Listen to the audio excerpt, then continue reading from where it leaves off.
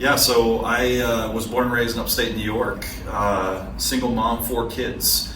I had a phenomenal history teacher that said, hey, had I ever considered West Point? He literally kicked me out of his class, sent me down to the guidance counselor, and that started my military career. And so went to the United States Military Academy West Point, was an aviation officer, served just over 5 years. Left the military. Junior military officers were in high demand in the semiconductor industry, so I joined Applied Materials in the Bay Area, California.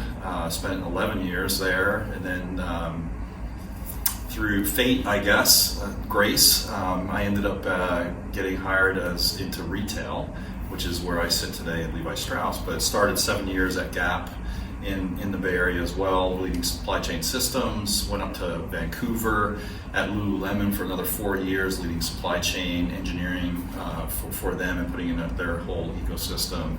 And then a good friend of mine called me, Merlin Paniker, who was the previous CIO at Nike, said, hey, I'm joining Levi's, would you come down and lead supply chain systems? And so I've been 7 years at Levi Strauss, now CIO for the last 5 years. And so, so I'm married, 4 kids, been married 32 years. Yeah, so I think when you think about military career, I didn't spend the 20 years from that are required to get your retirement, so to speak, from the military. Nor was any sort of pension plan offered in any of the companies that I've been with. And so, as you think about having a wife, 4 kids, family, hopes of retirement, or at least security, financial security, and maintaining a quality of life. When you look at all the vehicles out there, and what's going to kind of stand the test of time relative to the marketplace and what's happening as a country, tax base, all of that, and you start looking at all of those factors and how am I going to manage through this? When you look at all the vehicles, through the wisdom of my financial advisor, Joel Baker, he introduced me to the Kaizen program, and we just did the analysis, like deferred comp versus 401k versus Kaizen, go down the list. And just Kaizen stands head and shoulders above the rest relative to the financial security I was looking for me and my family.